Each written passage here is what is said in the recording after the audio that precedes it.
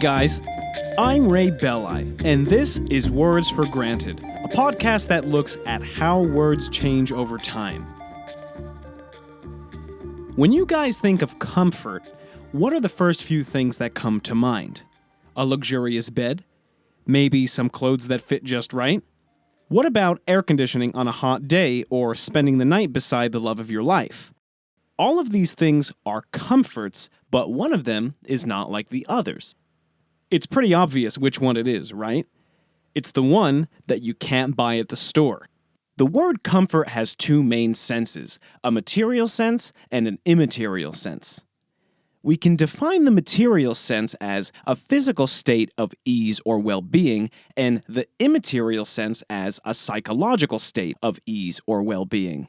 These definitions are, of course, approximate, but I think they effectively distinguish the two senses of the word. As fluent speakers of English, this distinction is not something that we ever have to consciously think about. The English language itself just programs us to accept the fact that, yes, we use the same word to describe air conditioning on a hot day as we do to describe sleeping next to the love of our life. But the reality is that these two senses of comfort represent very different things. When you think about it, it's actually kind of strange that we use the same word to describe the merits of both an air conditioner and the love of our life. But before we make any assumptions about the moral implications of this, let's take a look at the written record and see what we find. The immaterial sense of comfort, as in to comfort someone in grief, appeared during roughly the 13th century, while the material sense, as in to be in the comfort of your own home, appeared about 400 years later. None of the word comfort's early usages foreshadow its eventual semantic broadening, but by halfway through the 17th century, a new material sense of the word, which is to say, our modern material sense of the word, was firmly in place. Based on the sudden ubiquity of the word, it almost seems as if the quality of life became more comfortable overnight.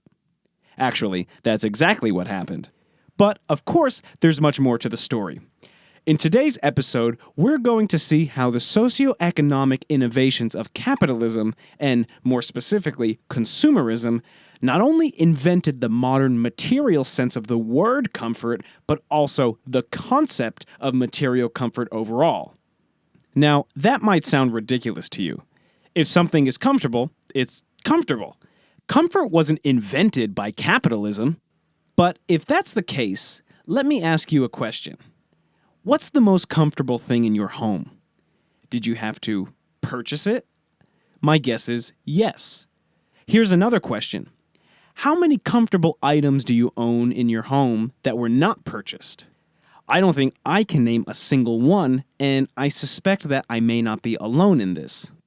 If this isn't enough to convince you of the very direct link between consumerism and material comfort, try searching for examples of comfort used as a noun in a sentence in the Oxford Learner's Dictionary. The examples that come up are 1. These tennis shoes are designed for comfort and performance. 2. You can now watch the latest movies in the comfort of your own home. 3. The hotel offers a high standard of comfort and service. And 4. They had enough money to live in comfort in their old age.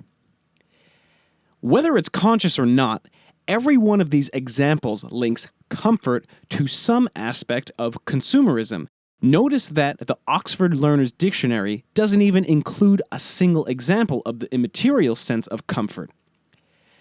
The link between consumerism and the materiality of comfort is so strong that the only reason we're not consciously aware of it is because it's just so obvious. It's a link that has been staring us in the face all along, and that's why we take it for granted. Let's start things off by looking at the etymological origins of comfort. Comfort is most immediately derived from the Old French verb comforter, which means to give strength. The Old French word is derived from the Latin word confortare, which meant the same thing. The Latin word is actually a compound word comprising two smaller words, con and fortis, meaning with and strength, respectively. So, the literal definition of comforter was to give strength. Side note, If you're wondering why today we say comfort with an M instead of comfort with an N, the written record indicates that sometime during the 14th century, the N sound morphed into an M sound, thus producing the modern pronunciation and spelling of the word we have today. The change of the Latin prefix from con to com is actually quite common, though this change usually occurs when the prefix is tacked onto words that begin with the letters B, as in combat, M as in comment, or P as in compound.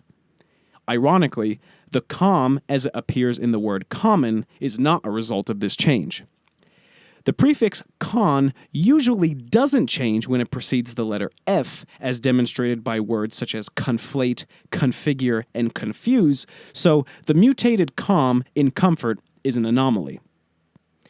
When comfort first appeared in the English language during the 12th century, it retained its original Latin sense of giving strength and, in turn, replaced the native Old English word frofer. As it appears in the Consolation, a monastic rulebook written during the 13th century, the word frofer is used to describe the comforts that monks could use against sinful temptations. Now, remember, this initial sense of comfort meant to give strength. So, the comforts described in the Consolation were not the kind of comforts that would make monks feel at ease in the face of temptation, but rather the kind of comforts that would give them the strength to resist temptation altogether. In other words, comfort originally was a form of religious discipline. Just a century later, the consolatory sense of the word began to appear in writing. In this usage, we can clearly recognize the precursor to our modern form of the immaterial sense of the word. Actually, it is our modern immaterial sense of the word. This sense of comfort has not changed much over the course of 700 years, with the exception of two caveats. The first is that, up until approximately the 17th century, the word still carried a lingering religious undertone, which is to say that the source of comfort was often God himself. Often, but not always.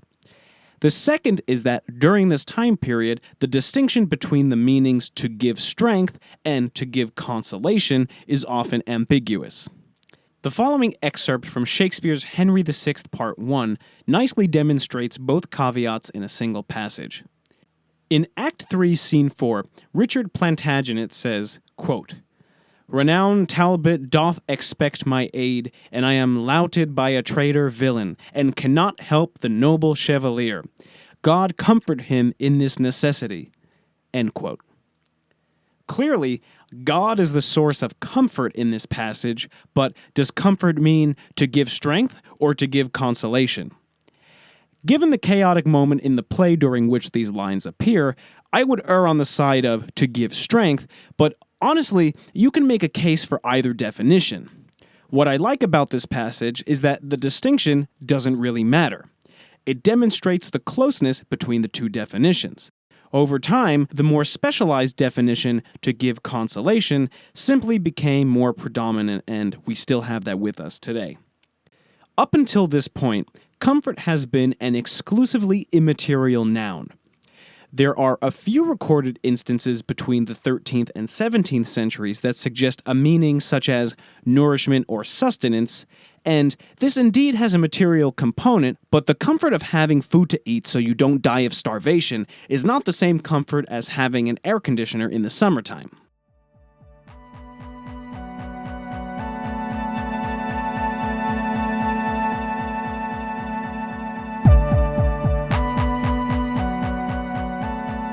The mid-17th century marks a pivotal moment in British history, and for that matter, world history at large. Though the word capitalism would not officially appear in English until 1853, its economic ideologies were well underway in the form of what we might call mercantilism, or, retrospectively, merchant capitalism. The emergence of this new economy ushered in what is known as the Consumer Revolution, a time period during which the general population of England began buying luxury goods. Lots of them. New industries and investment opportunities had created a social ranking that previously hadn't existed: the middle class. Instead of the arbitrary circumstances of a noble birth, wealth suddenly became the new determining factor of social status. For the first time ever, people outside of the nobility had money to buy things that weren't absolutely necessary, and as a matter of chain reaction, consumerism, and by extension, material comfort, was born. So, how did the word comfort become associated with these new luxuries? The answer, surprisingly, is as a reaction against the word luxury. Many philosophers and social commentators who were witnessing these cultural changes take place expressed their disdain toward luxury. According to them, the consumption of luxuries rendered men weak and effeminate. Luxuries were a symbol of the aristocracy whose popular appeal was, at this point in history, waning, and waning fast. However, everyone seemed to agree that exotic imports such as coffee, sugar, and cotton were all pretty damn great, but a new word was needed to distinguish these things from aristocratic luxuries. They couldn't call them necessities because, well, that just wasn't true. Furthermore, the word necessity was associated with poverty, the very socioeconomic condition that this newly emerging middle class had overcome. So the word comfort was applied to goods that existed somewhere on the spectrum between necessity and luxury. Comforts improved the standard of living but did not contribute to moral degradation, or at least that was the idea. In reality, comforts were just luxuries by a different name. This begs the question, what was the word for material comforts before the consumer revolution? The answer is, there wasn't one. Sure, there was the word luxury, but this doesn't quite fill the definition we're looking for. The word luxury dates back to the 14th century, but back then it wasn't a synonym for material comfort, but rather a word meaning sinful self-indulgence or sensual pleasure. Interestingly, the earliest recorded meaning of luxury in English is actually sexual intercourse. Even today, luxury isn't really a true synonym of comfort. Luxury is like comfort on steroids. If something is comfortable, it improves the quality of life, but if something is luxurious, it suggests unnecessary decadence. Comforts can also be decadent and unnecessary, but luxuries are really decadent and unnecessary. According to cultural historian John Crowley, the question, what was the word for material comfort before the consumer revolution, is fraught with an anachronism because the concept of material comfort had not yet been invented. Like I said earlier, this argument probably sounds ridiculous because comfort isn't a concept, right? Either something is comfortable or it isn't. But Crowley suggests that there is nothing natural about material comfort. We can summarize the main point of his book, The Invention of Comfort, with a passage from the book itself. Quote, "Physical comfort was an innovation that had to be taught and learned." End quote. Let me try to take a linguistic approach to explain his seemingly radical point of view. The absence of a word for material comfort prior to the consumer revolution suggests two things. First, that material comfort was inaccessible to most of the population, and second, that it just wasn't a priority in life. Let's use the example of a chair. Before the 17th century, when a chair maker made a chair, he probably would not have gone out of his way to make it comfortable. That's not to say that he would have gone out of his way to make it uncomfortable, or that comfortable chairs didn't exist at all. Rather, household goods were made to serve practical functions, not to improve the quality of life, and the cultural view and expectations of household goods reflected this emphasis on practicality. Crowley cites a 14th century ecclesiastical text that evaluates a, quote, well-suited home as competent, end quote. So competence was the original material comfort. What I mean is that up until the consumer revolution, a home would have been considered well-suited as long as its household goods served their function competently. But today, a home is considered well-suited only if its household goods are comfortable. Now, there may be some gray area in this statement, but for the sake of generalization, I think we can boil the matter down to a single question. Where would you rather have dinner? At your friend's house that has stiff, upright wooden chairs with no cushioning, or your other friend's house that has curvy chairs with high-tech Tempur-Pedic cushions that perfectly conform to the size and shape of your butt. Yeah, exactly. Today, the Western world is living in the wake of commodified comfort. What kind of moral stance should we take on this?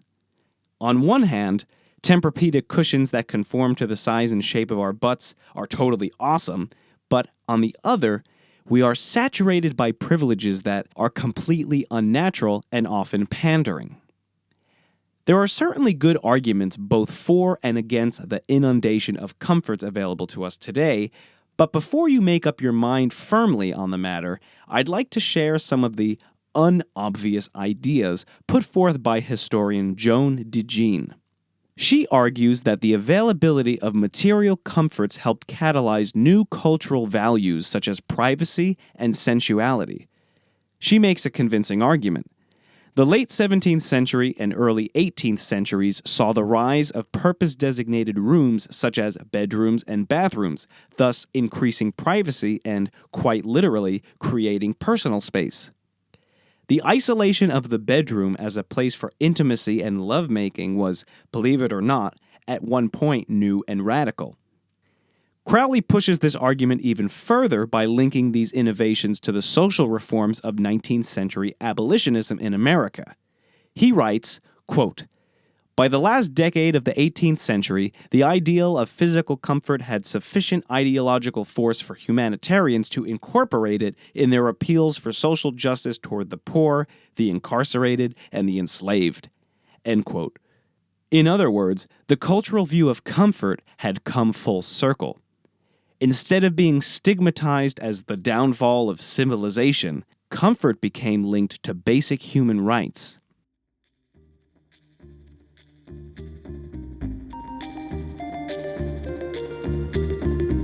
Well, that's it for this one, guys. Thanks for listening. Do you have a strong moral stance on modern material comforts? Even if material comforts were responsible in some way for social progress, do you think that the 21st century has taken comfort too far? I want to know what you think, so please write to me at wordsforgranted@gmail.com and I'll discuss some of your answers on the next show. If you never want to miss an episode, be sure to sign up for the Words for Granted mailing list. You can find it on the show's Facebook page or at wordsforgranted.com. If you'd like to support the show directly, please check out the Words for Granted Patreon account. You can find that on the website too. For those of you who don't know, Patreon is a great crowdfunding service that allows independent creators to get their work out into the world. If you donate as little as $1 a month, that's right, just $1 a month, I'll be posting exclusive bonus material available only to you contributors. I also urge you to leave a positive review on iTunes, Stitcher, or whatever directory you use to listen to the show. Last but not least, I would like to thank Zach Tenorio Miller from Arc Iris for providing Words for Granted with music. You can find out more about Arc Iris at arcirismusic.com. And if you share the show on social media, I will send you a free download of the theme song. All right, thanks for listening. I'll see you next time here at Words for Granted.